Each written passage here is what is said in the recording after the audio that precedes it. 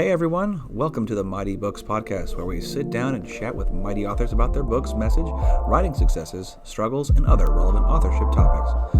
I'm your host, Ryan M. Oliver, author of the Beasts of Men and Gods series. Now let's get started on today's chat.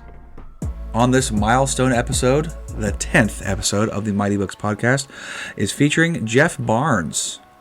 Jeff Barnes is the best-selling author of the Wisdom of Walt book series that uses stories and lessons from Walt Disney, Disneyland, and Walt Disney World to teach on leadership, success, goals, and dreams.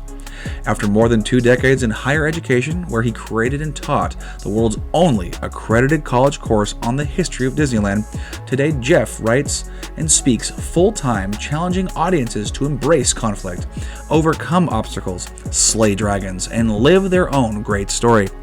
Jeff has survived 2 brain tumors and currently resides and thrives in Riverside, California.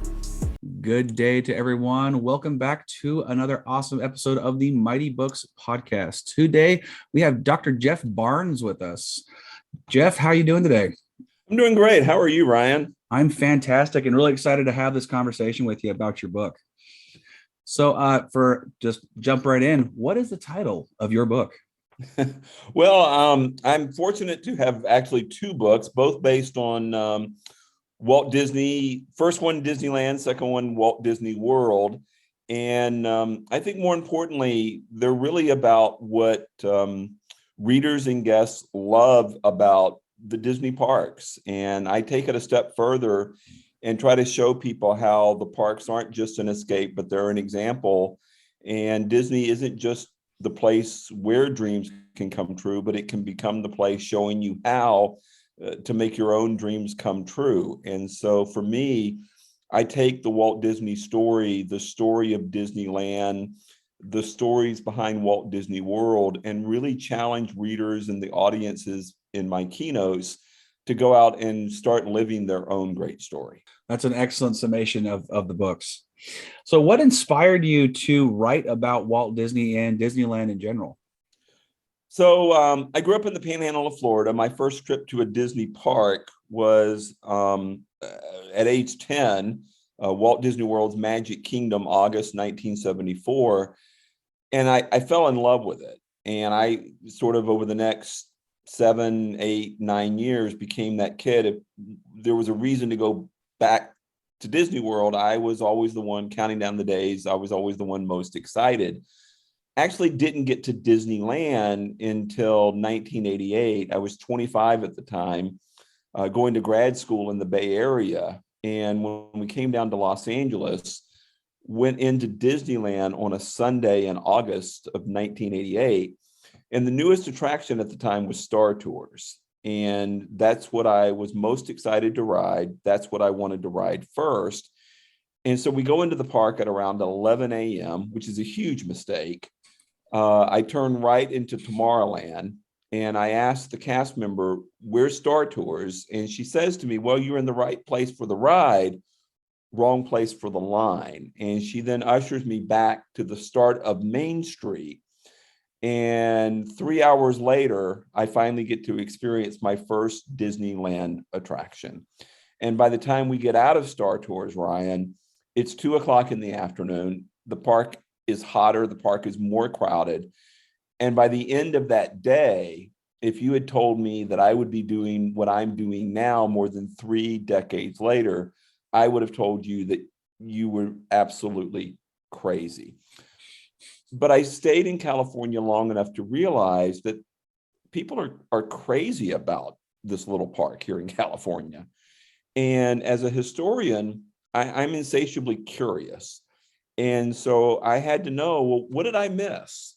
And so I started reading up on Walt. I started reading up on the history of Disneyland and discovered, like all of us, Walt was not born successful, difficult relationship with his father, more failures than successes. And so when I went back to Disneyland 3 years later, I experienced it in a much different kind of way. And I appreciated the backstory. I appreciated everything Walt had to go through at age 53, despite the success of Mickey Mouse and Snow White and the Seven Dwarfs and everything else that came before opening the happiest place on earth.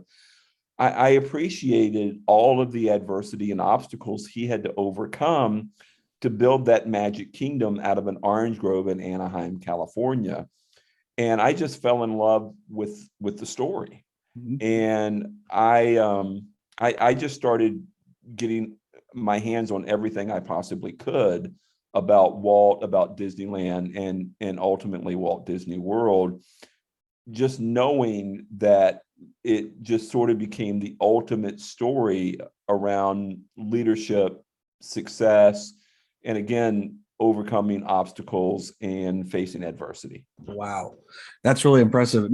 So I've heard that you teach or you taught a lesson or a class on the history of Disneyland at which college, which university? California Baptist University. So I was in higher education for more than 2 decades. Mhm. And at California Baptist University, I was Dean of Student Success, Professor of Humanities. And I was, responsible for retention, raising the graduation rates. And for the students who were struggling, it wasn't that they couldn't do it. More often than not, it was simply a fact that they weren't doing it.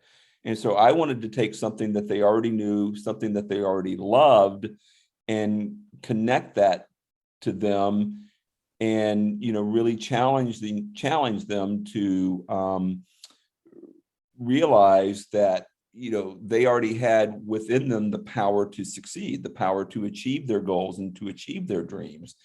And so just like Walt came up with the idea of a place where parents and children could have fun together, which was the original idea for Disneyland, I wanted to create a college course on the history of Disneyland, not for the purpose of taking kids to an amusement park, putting them on roller coasters and giving them an easy A. The idea behind the course was really to tap into Walt's story, the story of adversity, the story of overcoming obstacles, the story of recognizing if you're going to be successful, if you're going to see your goals and dreams realized, you're going to have to do hard things. And that's what Walt had to do. I'm sure you faced it in your life. I'm sure that our listeners who are, listening in their cars right now are, while they're exercising, whatever you happen to be doing today, you have faced that in your life. And, for me, I wanted to take what the students already knew, which was Disney. I mean, in Southern California, kids grow up going to Disneyland. They know that park backwards and forwards. So why not take something they already know and leverage that as a way to be more successful and get them to the end goal of college, and that is to commencement and to graduation. Yeah, and just the fact that when you hear Disneyland, you get excited. Correct. And when you hear a class on Disneyland, you're like, you don't hear the word class, you hear Disneyland. I get to talk about Disneyland and hear about Disneyland. If that's going to excite people to get to class on time, early classes are painful, but you have a class on Disneyland and someone who's passionate about it, you have no problem getting up early and going to that class. Right. And I think the biggest challenge was, the class includes a tour of the park. Oh, cool. Well, I've never had a student in the class who's ever been there for rope drop. Mm-hmm. Well, rope drop's 8 a.m., which means you've got to be at the turnstiles by 7:15. And they're like, what? Yeah. But again, if you're going to achieve something that you've never achieved, chances are you've got to do something that you've never done before. Fact. Absolute fact. And so how long did you teach that for? So the class started in 2014, and then I left higher ed this past January, and now we've moved the course to an online format, and it's available to everyone around the world. That's incredible. Congratulations on moving on to a solo entrepreneurship. That's incredible achievement for you. Thank you. You're welcome. My pleasure. So what feedback have you gotten from folks who've read your book? Well, so a little bit of a backstory there. I gave the first lecture in what was my dream course, History of Disneyland, and that happened in 2014. The day after I gave the very first lecture, I was then diagnosed with a life-threatening brain tumor, and they wanted to operate immediately, and the recovery from this surgery was 2 months, which would have wiped the class out. And I refused. Yeah. I delayed the surgery for 2.5 months so that I could teach the class, recognizing that this was a chance for me to not just teach the class, but to actually be an example of, again, overcoming obstacles, facing adversity, doing hard things. And we taught the course, we had the surgery. And when I came back from the surgery and from the 2-month recovery, I then realized that long before I ever wanted to teach a course, I had been wanting to write a book on Disneyland. And that's when I got serious about it. And so I wrote the first book in 142 days after recovering from the brain tumor surgery. Wow. And it's gone on to sell probably 40 to 45,000 copies. I mean, the response has been really, really, really incredible. That's awesome. And what I've heard from folks is, the park means something to them. It really, really matters. And they feel something when they're in Disneyland, but they're not quite able to put it into words. And I get emails every week from people who say, I've always wanted to put into words what I feel when I go to Disneyland, but I've never been able to do it. And then I read your book and you put into words what I've always felt and what I've always wanted to say, but I was never able to quite articulate it the way that you did. Wow. What a high compliment. Yeah. That is and I've had cool. people write to me and say they've read my book and went on to lose 100 pounds. I read your book and I've made a major career change. I read your book and I've started a brand new business. And I had one couple say, that they read my book every single day as a couple, and their dream was to start a business and then sell it to venture capitalists.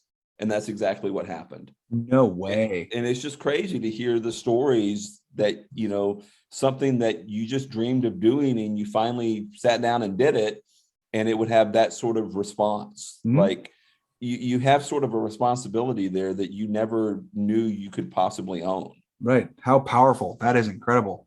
Leadership is such a huge, wide topic too. And the fact you're able to wrap that around and where someone can digest it and relate and get motivated to do something, change their lives is impressive, to say the least, especially with all you had to deal with from the medical diagnosis. Right. Yeah, that's incredible.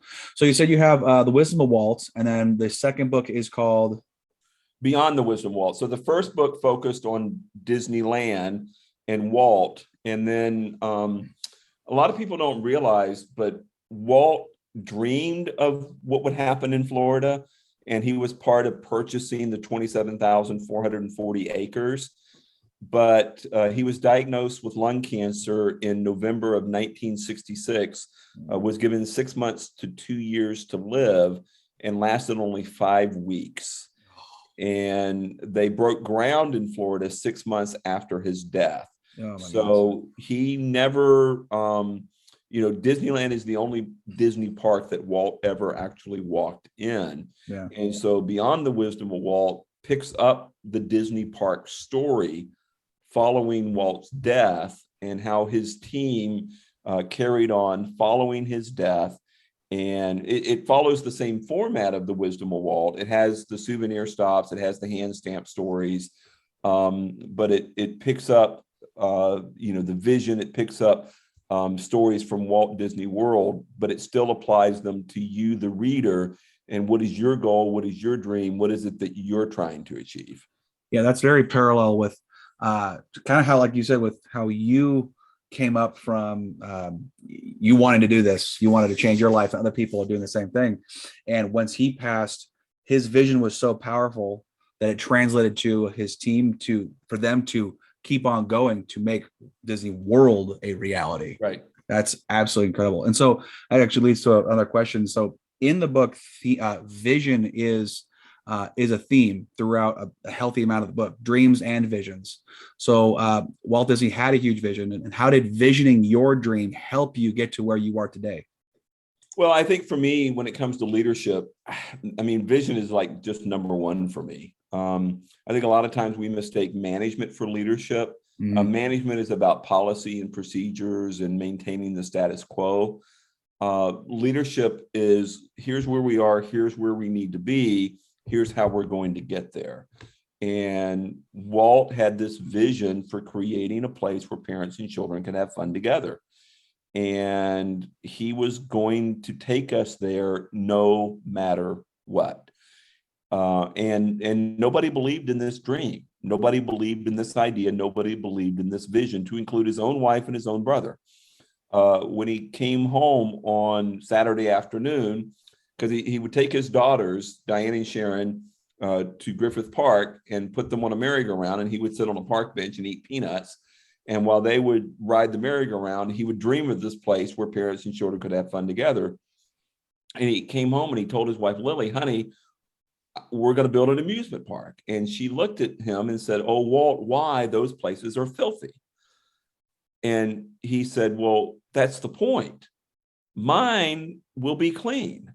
Well, when you think of a Disney park, one of the first things you think of is they're incredibly and impeccably clean. Uh-huh.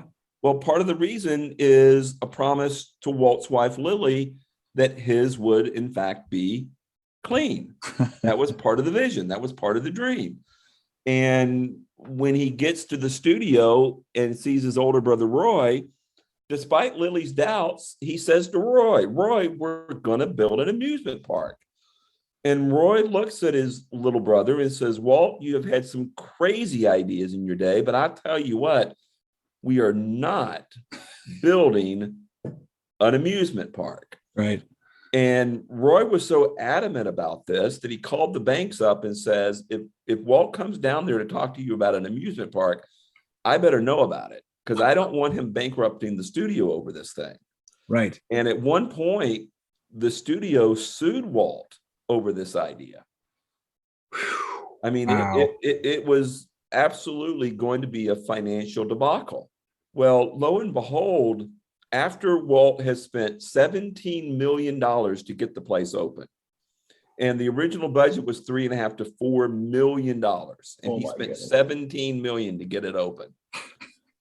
On Monday morning, July 18th, 1955, the very first person to spend the first $1 to purchase the very first ticket to get into Disneyland, it was Walt Disney's older brother, Roy. Because his vision was so powerful that eventually everybody bought in. Yeah, that's incredible. That's incredible. So, I mean, he must have been a persuasive and just powerful, like an essence. I mean, you can Yes. tell when people walk into a room, they have that conviction that they are not going to back down. That he must have had a steel conviction, steel spine, if you will. Over and over again, he would get on his knees and with a tear in his eye say, I have wanted this my whole life. I can't get it if you don't fill in the blank. Whether it was build the Disneyland Hotel, whether it was sketch out the first drawing so that he could take it to New York to find sponsors and network partners. I mean, he was incredibly persuasive. Wow. He had to be. I mean, he created, all these different, Mickey Mouse for starters, and several other things that were pretty unknown and hadn't been ventured into. Right. But at the same time, constantly failing as well. People don't realize he was bankrupt at age 21 in 1923. What caused the bankruptcy? So his first studio was Laugh-O-Gram Studio in Kansas City, Missouri. Lasted 18 months. Primarily, he was creating animation advertisements with a local dentist, teaching children how to brush their teeth. Okay. And when that studio failed, he could have just given up, gotten a job, stayed in Kansas City where his family and friends were. But instead, he boarded a train out of Union Station and came out to California and joined forces with Roy, who was already in LA recovering from tuberculosis, which he had caught at the end of World War I. And when he boarded that train, he did so, Ryan, with $40, a single suitcase, and a one-way ticket. Wow. And I tell people all the time, if you have a vision, if you have a goal, if you have a dream, you have got to go all in. And you're going all in when you board the train, just like Walt Disney did. $40, single suitcase, one-way ticket. That takes a lot of gumption. That takes a Exactly. lot of gumption. Oh Exactly. my goodness. And then everybody knows, because Walt says it all started with a mouse, but people don't realize Walt's first successful cartoon character wasn't a mouse, but Oswald the Lucky Rabbit. And Oswald the Lucky Rabbit was successful for 5 years, 1923 to 1928. And he takes a train ride with his wife, Lily, to New York to sit down with a fellow by the name of Charles Mintz and their distributor, Universal, looking for a bigger and better contract. But in that meeting, Walt is reminded that when he signed the distribution deal, he had signed away the rights to Oswald. And while they were in New York, Mintz and Universal had been busy in Southern California hiring away the very animators who had helped make Oswald so successful. So Walt Disney did not walk out of that meeting with a bigger and better contract. He walked out with nothing. And it's on the train ride back to California without Oswald that he is forced to come up with Mickey Mouse, the world's most popular and profitable cartoon character ever. So again, it's after the bankruptcy and after the loss of Oswald that Walt's in a bigger and better place. So we've all failed, right? Yeah. We've all had setbacks. We've all had disappointments.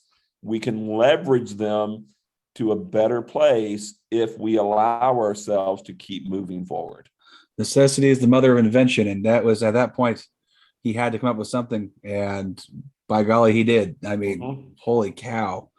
So you have your 2 books. And then are there going to be any more? So I'm currently working on the Worldwide Wisdom of Walt, which will focus on the international parks and the cruise ships. Ooh, cool. I've been to Disneyland Paris.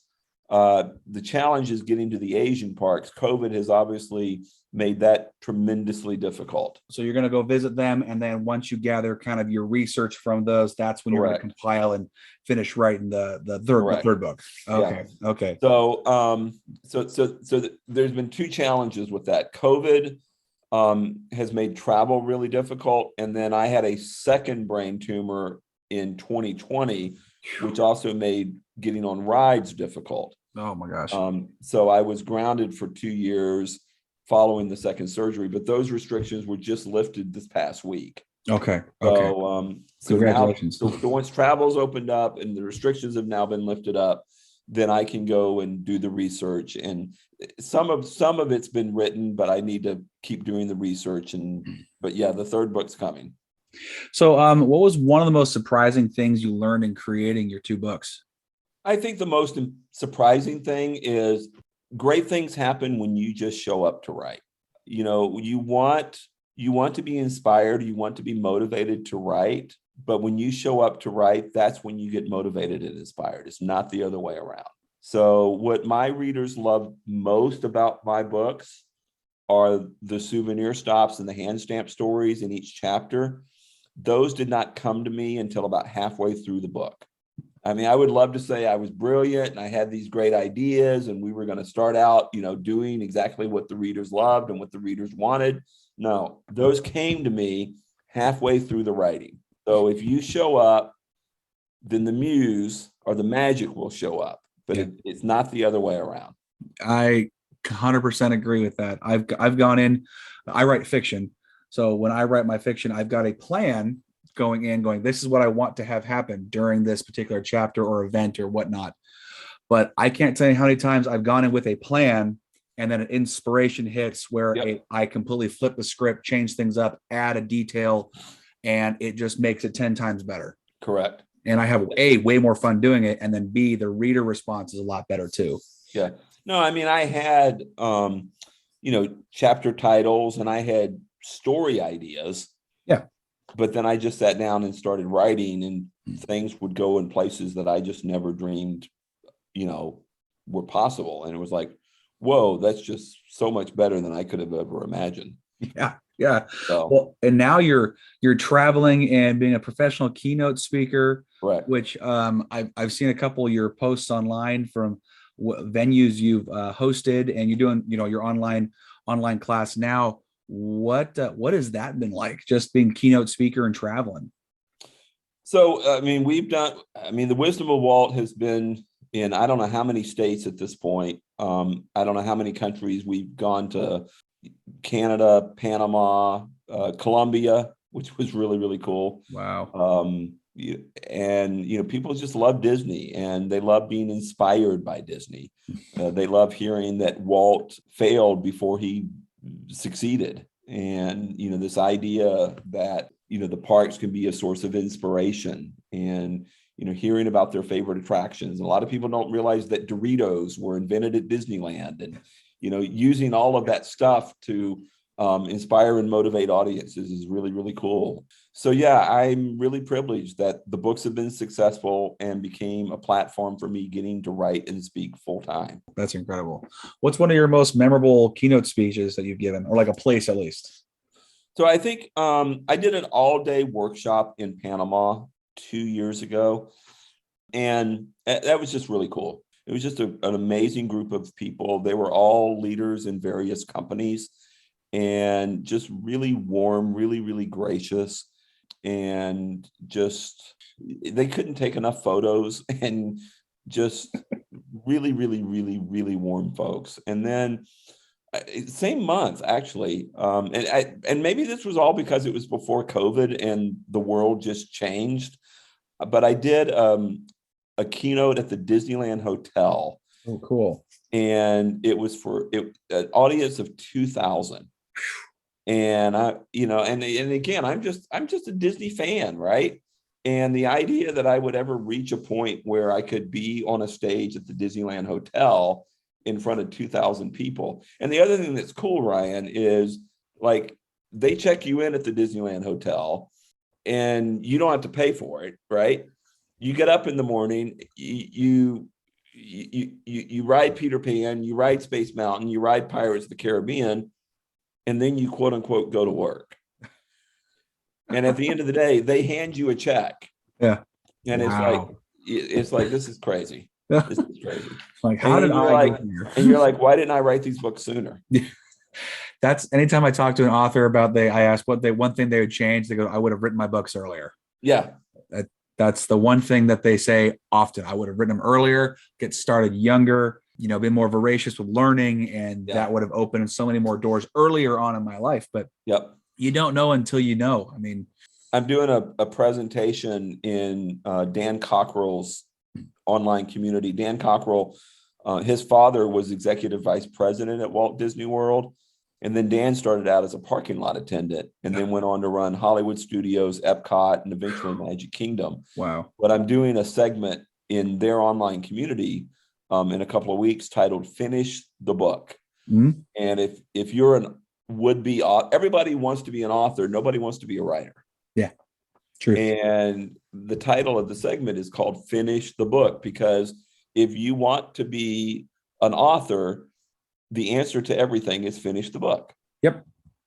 Exactly. You don't have a product to market, you don't have a product to have to talk to unless you have a book finished. That's correct. Period. End of story. You can't go, be an artist until you have a painting done. It's same concept. You can't be a chef until you start, cooking. It's just how it works. Yep. Yeah. So another thing I saw in your book were the 4 C's. Yeah. Could you talk about the 4 C's? Yeah, so Walt never got past 9th grade in his formal education. He would go on to earn honorary degrees from a variety of universities, but in terms of his formal education, he never got past 9th grade. And he was asked one time, well, what do you consider to be the quote unquote secret to success? And he said, well, I think it really comes down to 4 C's. And for Walt, those 4 C's were curiosity, consistency, courage, and confidence. And out of the 4 C's, he considered confidence to be the most important. Okay. And what I find in people is there's usually one of the 4 C's that you excel at. For me, it's curiosity. And there's usually one of the 4 C's that, you struggle with. Yeah. Which C do you struggle with? Confidence. Yeah. I have found that to be true in a lot of writers.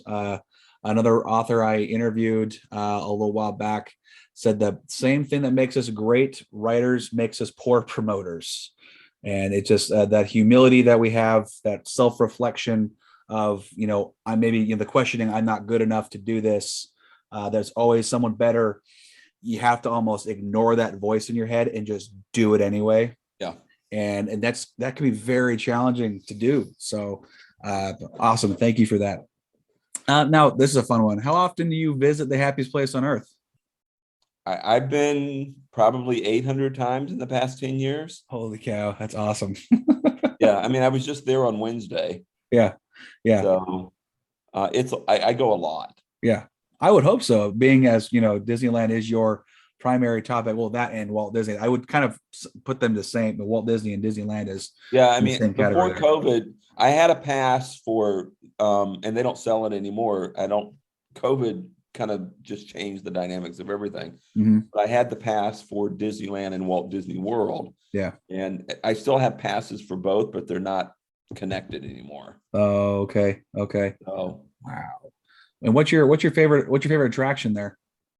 Space Mountain. Space Mountain. That's a good one. Yep. I haven't been to California or Disneyland in probably almost 20 years. I need to go Oh my back. gosh. Yeah, oh yeah, long time. The other places, but haven't been to California Disneyland in a long time. And I've got kids now. I gotta Oh, I gotta get them there. well, you have to remember Walt did not build Disneyland for kids because kids didn't have any money. Yeah, yeah. No, it's true. Adults pay for it. Yep. That's a thing. That's a thing. Oh my goodness. Now, in the very beginning of your book, you talk about the park bench. How important is that in your vision and Walt's vision?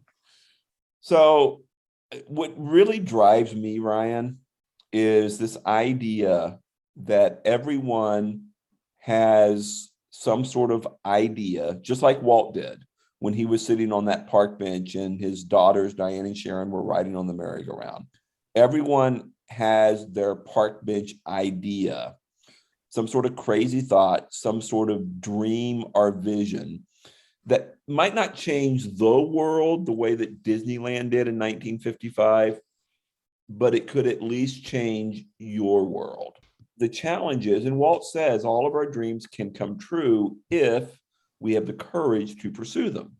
The challenge is, do you believe in it? Do you believe in yourself enough to get up off of your park bench to start taking action? And for me, my idea was teaching a college course on the history of Disneyland and ultimately writing a book that would connect the Walt story and some of my stories to the reader's story in such a way that could elevate people to go out and, again, live their own great story.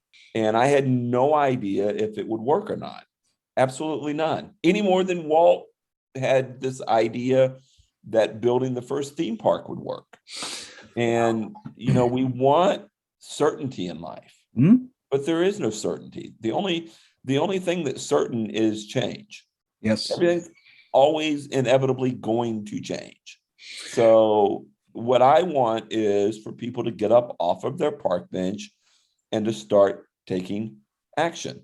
Uh-huh. And you can always overthink. You can almost never overact. You need to do. You learn by doing, and failure comes from that. Success comes from that.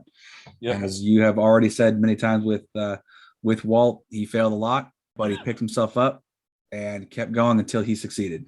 Yep. Walt said the best way to get started is to stop talking and start doing. That experience means everything. Just get up and do it. And the knowledge and everything will come after. Yep. Just got to do the work. And as much as we love Disneyland today, it wasn't perfect day one. In fact, the day that it opened was an abject disaster and referred to as quote unquote Black Sunday. No way. Everything that could go wrong did go wrong, but Walt took responsibility for it and fixed it. If you think you're going to make a mistake, chances are you're right. Yeah. And that's okay. You'll course correct and, you can fix it later. Mm-hmm. If you're an author, guess what? Writing is rewriting. You can't rewrite what you have not written. Yes, I use that a lot. Writing my second book in a series, I'm struggling with the motivation, trying to get things done. in time, and I just look inside myself and going, I just got to write some stuff down. I can edit garbage. I Yep, cannot edit a blank page. that's correct. I call So it laying track. yeah, lay it down. We can fix a little stuff later. Just get Yep, the big picture on the paper and move on from there. yep. Yes, excellent. So what do you think makes a good story? Conflict. Anything else? So, I talk about this in my keynote. Walt most wanted to be remembered as a great storyteller. He didn't want to be remembered for creating Mickey. He didn't want to be remembered for Snow White and the Seven Dwarfs. As far as Disneyland went, he built it for the purpose of telling stories because, again, he wanted to be remembered as a storyteller. And I think a lot of times when we think of story, we think of happily ever after endings, but we get that all wrong. Story equals conflict. If there's no conflict, Ryan, there's no story. It's just middle-aged men living in the suburbs driving Volvos. Nobody cares. Yep. We're bored out of our mind. Yeah. And so story requires conflict. Story requires detail. And I think ultimately it requires some sort of resolution, but it doesn't necessarily require happily ever after resolution. Life goes on after stories. It's just how it goes. Let them think about it. Let them ponder over it, and it will become iconic eventually. Yeah. So looking back on stories, what in your childhood, what was your favorite book? Charlotte's Web. Yeah. What pulled you to Charlotte's Web?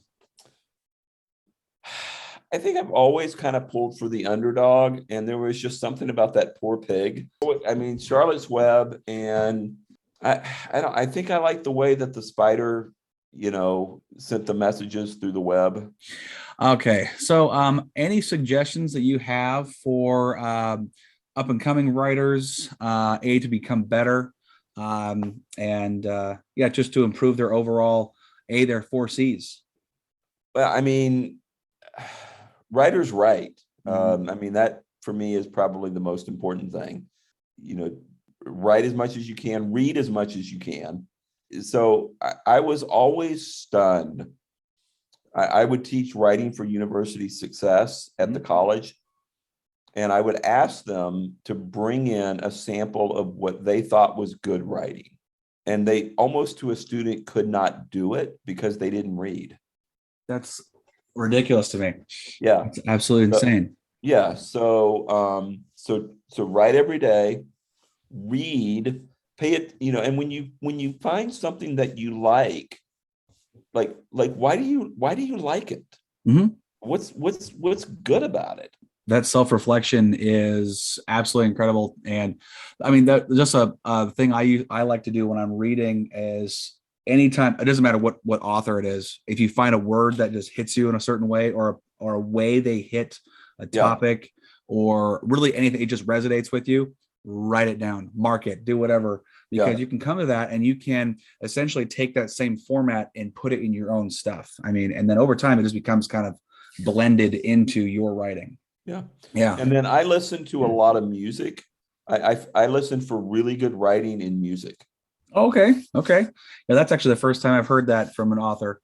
Because I know a lot, including myself, when I actually write, I write with either no sound on, nothing on, or like classical or anything with no lyrics, just because it kind of bombards the brain a little bit too much.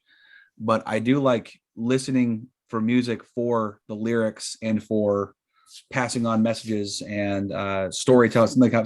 Some music's got great stories into it.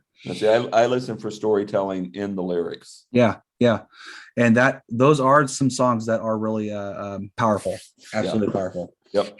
Cool. So before we kind of wrap up here, where can people get a hold of you to attend your online class? So you can find me at thewisdomofwalt.com. Okay. And I have a blog/email sign-up list. And if you sign up for that, then you will get updates for when the next round of the history of Disneyland will be offered. And the next section is coming up at the end of June. Okay. And then, and it's all on, are you doing any in-person classes at all? Are you offering that yet? It's all through Kajabi. Okay. Any plans of doing a in-person one in the future? Well, when you say so through Kajabi, when you say, I mean, you don't ever say never. Yeah. Right now, not yet. Okay. But we are talking about, well, I am working with Disney to possibly offer History of Disneyland on the cruise ships, which would be really exciting. Yeah. That would be So super cool. yeah, Maybe a cruise will be in your future there too. exactly. So, and we could end up putting together some events at like, the Disneyland Hotel. Oh man. So yeah, that'd be really incredible. cool. All right. Well, last but certainly not least, though, everyone wants to know where they can get a copy of your books.